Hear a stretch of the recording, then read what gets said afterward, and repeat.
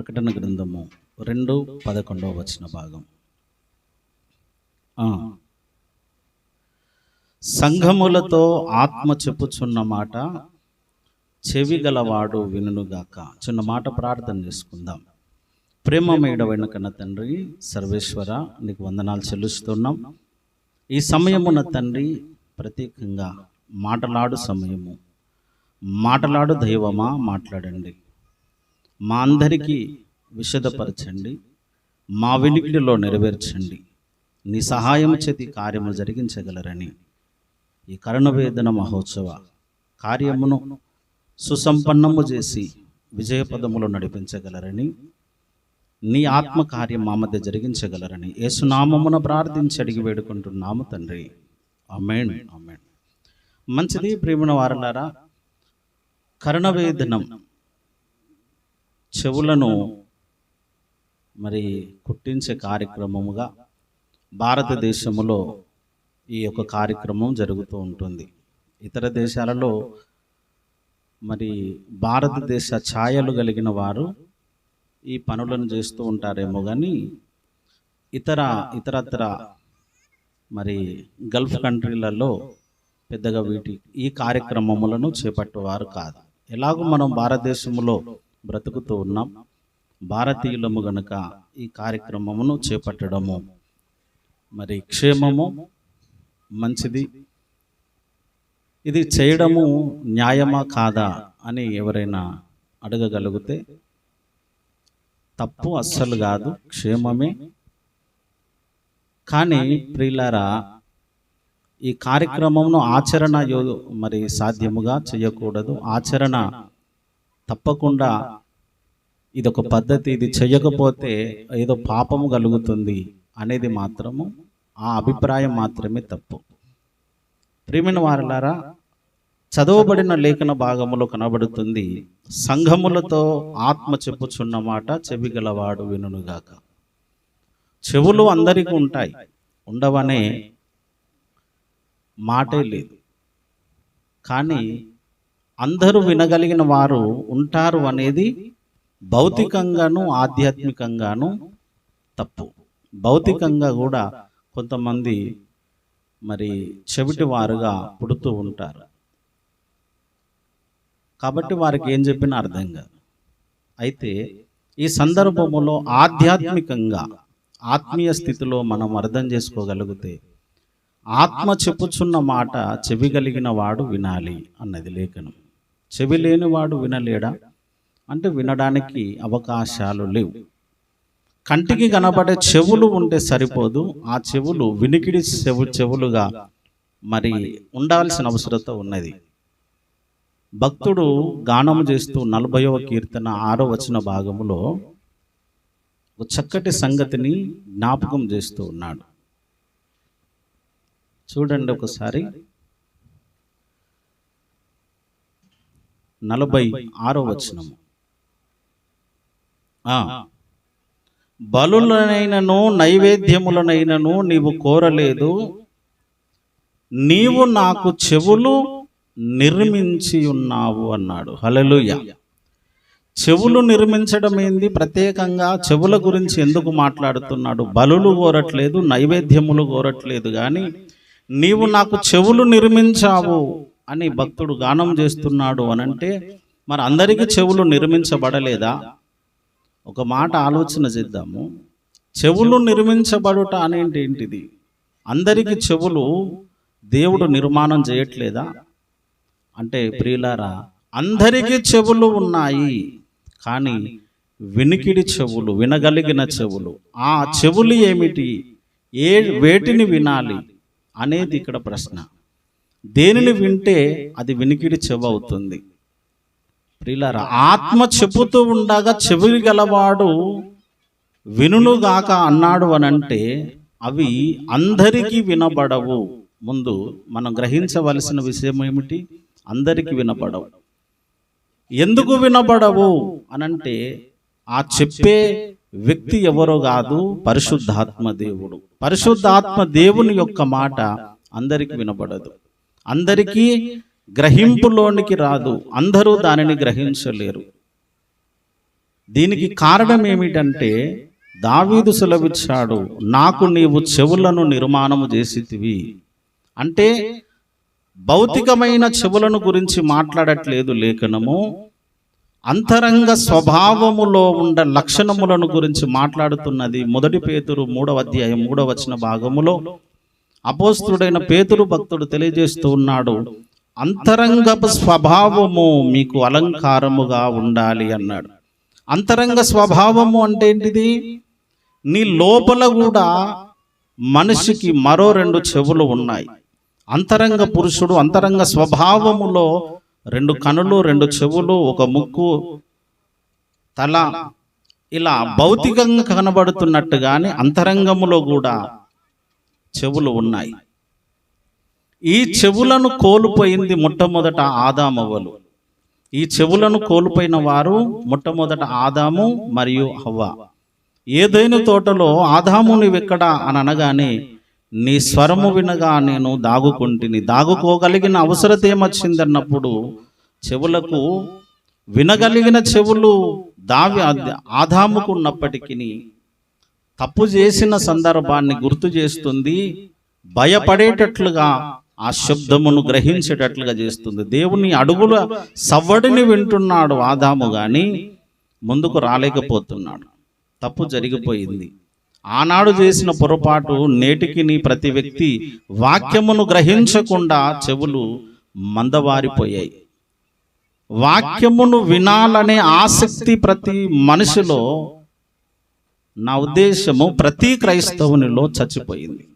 వాక్యమును వినాలి, విన్న ప్రకారంగా నడవాలి అనే ఉద్దేశాలు చచ్చిపోయాయి.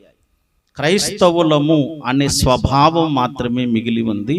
నేను క్రైస్తవుణ్ణి, యేసయ్యను నమ్ముకున్నాను, యేసే నా దేవుడు అని అనగలిగిన వారు కోకొల్లలుగా ఉన్నారు, కానీ వాక్య ప్రకారంగా బ్రతుకుదాము అనగలిగిన వాళ్ళు దాదాపుగా కనబడరు, కానరారు.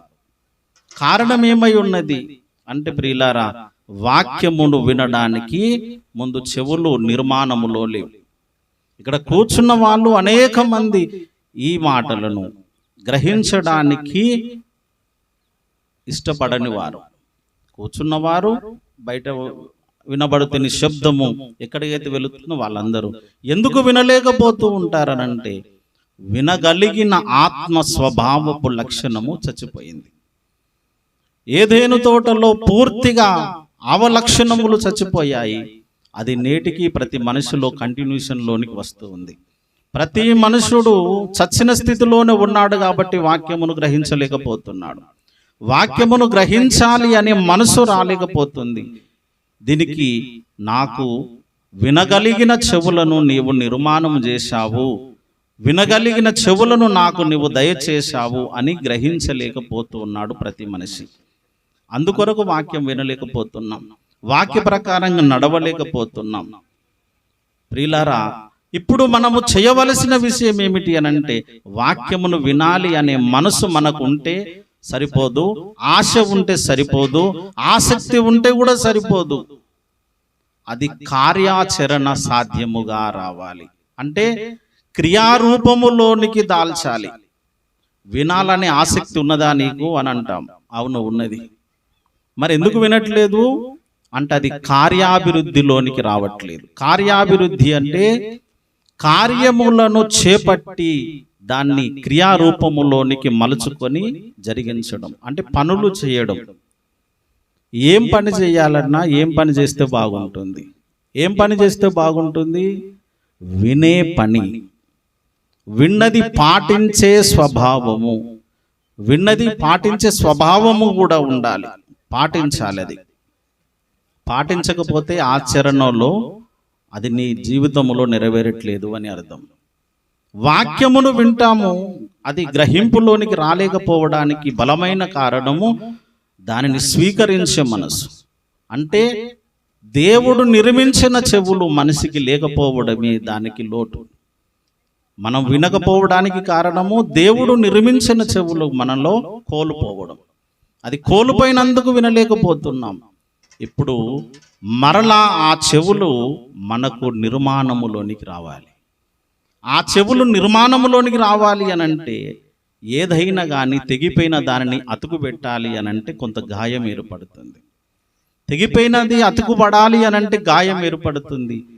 ఆ గాయం ఏమిటి అనంటే భౌతికంగా మనం చెవులకు అలంకరణము ఉండాలి అని చిన్న చిన్న రంధ్రములు చేసి వాటికి అలంకరణ పెట్టుకోవడానికి చెవులు కుట్టే కార్యక్రమం చేస్తున్నాం. అదే భౌతికంగా జరుగుతున్న సేమ్ స్ట్రక్చర్, సేమ్ విధానము అంతరంగములో కూడా నీ చెవులకు గాయములు కావాలి, నీ స్వభావమునకు గాయము కావాలి. దానికి ముందు కుట్టుబడాలి. ఒక గాయము ఏర్పడుతూ ఉంటే దాని వెనుకాల తర్వాత వినగలిగిన సామర్థ్యం వస్తుంది. భౌతికంగా చెవులకు గాయం చేసి రంధ్రములు చేసి బంగారములు విలువైన వాటిని పెడుతూ ఉన్నాం. అంతరంగమునందు అదే పనిగా మనము మన అంతరంగ నిర్మాణములో ఉన్న చెవులకు గాయము కావాలి. వాటిని లోపరుచుకోగలిగిన సామర్థ్యము రావాలి.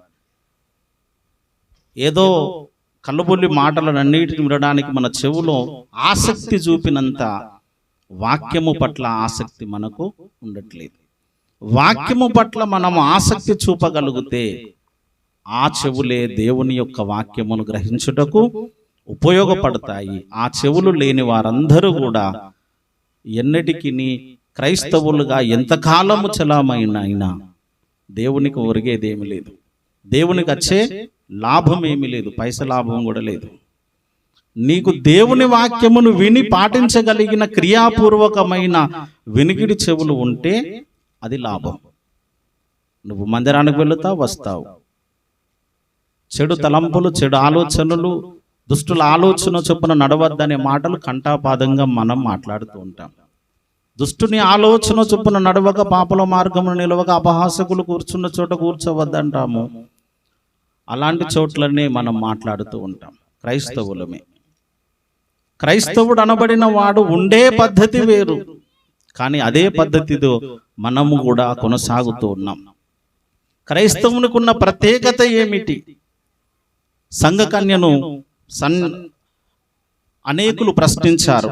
సంఘ కన్యకను ప్రశ్నించినాడు, నీ ప్రియుని విశేషం ఏమిటి అని అంటే బోలెడు సంగతులు చెప్తుంది. ఆ బోలెడు సంగతులు ప్రతి క్రైస్తవుడు కూడా చెప్పగలిగిన సామర్థ్యములోనికి రావాలి. ప్రతి క్రైస్తవుడు తన ప్రియుని గురించి విశేషమైన సద్గుణములను విశేషమైన ఆకర్షణీయమైన సంగతులను బోధించగలిగిన సామర్థ్యములోనికి ఎదగాలి. అలా ఎదగాలనంటే ముందు వినాలి అనంటే వినగలిగిన చెవులను మనము నిర్మాణంలోనికి తెచ్చుకోవాలి. ఒకవేళ ఆ చెవులు అలా అంగీకరించకపోతే వాటికి గాయం చేయాలి, లోపరుచుకోవాలి. అప్పుడు నీకు దేవుడి యొక్క వాక్యము యొక్క విలువలు అర్థమవుతాయి. దేవుని వాక్య విలువలు అర్థం కావట్లేదు కాబట్టి అన్యుల ఆచారాలు మనలో పోవట్లేదు, అన్యుల యొక్క పద్ధతులను పోవట్లేదు, ప్రతి ఒక్కరి యొక్క ఆలోచన విధానము కూడా మారట్లేదు. క్రైస్తవుడు అని చెప్పుకుంటావు, బూతులు మాట్లాడుతూ ఉంటావు, నీ నోటిని దేవునికి అప్పగించుకున్నావా? నీ స్వభావము దేవుని రూపంలోనికి మారిందంటే మారదు. కానీ ఏం జరుగుతుంది? నీ నోటిని ఇష్టం వచ్చినట్లుగా వాడుకుంటావు, కుట్రలు కుతంత్రాలు నీ కడుపులో దాచుకుంటావు. కానీ క్రైస్తవురాలువే. ఏది మారింది అని దేవునిలో నీవు క్రైస్తవురాలుగా స్థిలామణి అవుతున్నావు? ఏం మారలేదు. మరి మారనప్పుడు దేవుని యొక్క ఉద్దేశములు నువ్వు ఎరిగినట్టు ఎలా? ఎరగలేదు. మరి చచ్చిపోతే పరలోకం దొరుకుతుందని అంత ఈజీగా ఎలా నమ్మగలుగుతున్నావు? దొరకదు అన్న సంగతి కూడా గ్రహించడం లేదు. రక్షణ పొందితే, బాప్తిస్మం పొందితే పరలోకం దొరుకుతుంది అనుకుంటున్నారు. కలలు గనకండి, ఆ కలల్లోనే మనం మిగిలిపోతాం. కానీ 100% దేవుడు నిర్మించిన చెవులను మనము గనుక కలిగి ఉంటే దైవ వాక్యములు మర్మ సహితమైన సంగతులు అర్థమవుతాయి. ఆ ప్రకారంగా బ్రతకడానికి ఇష్టపడ్డ నాడు అది క్రియారూపకం అవుతుంది. క్రియలను వలన కలిగిన విశ్వాస భక్తి దేవునికి అంగీకారం అవుతుంది. దేవునికి అంగీకారము కావాలి అన్నా, దేవుడు వినాలి అన్నా, దేవునికి నీవు నచ్చాలి అన్నా, దేవుడు నిర్మించిన చెవులను ముందు నీవు కలిగి ఉండాలి. కలిగి ఉండడానికి ప్రయాసపడాలి, ప్రయత్నము చేయాలి. ప్రయత్నాలలో గాయాలు కావాలి.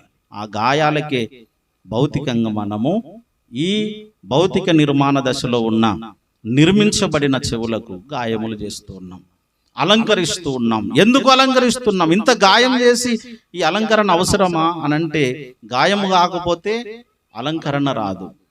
శ్రమలు కలిగి దేవుని యొక్క సామర్థ్యములో బలపడకపోతే ఒక వ్యక్తి సంపూర్ణుడు కాలేడు, ఒక వ్యక్తి సంపూర్ణాలు కాలేదు. కాబట్టి గాయములో అయిన వెనుకనే లాభము ఉన్నది, అందము వస్తుంది, అలంకరణ అవుతుంది. దేవునికి నచ్చుటకు మనలను మనము సిద్ధపరచుకోవడానికి ఇవన్నీ చెయ్యాలి. అది ఆత్మీయంగాను భౌతికంగాను ఇవి రెండు కలగలిపినప్పుడు మన జీవితములో మేలులను చూడగలుగుతాం, పరలోకములోనికి చేరగలుగుతాము. ఆ భాగ్యము ఆ త్రియేక దేవుడు మనందరికీ ఇచ్చి పరలోక రాజ్యములో చెవులు కలిగిన వారముగా నిర్మించబడటకు ఆ త్రియేక దేవుడు మనకు సహాయము చేసి, ఇక్కడున్న వారందరికీ, చెదిరిన వారందరికీ ఆ త్రియేక దేవుడు సహాయము చేసి నడిపించునుగాక. రండి ప్రార్థన చేసుకుందాం. అందరం కనులు మూసుకొని చిన్న ప్రార్థన చేసుకుందాం.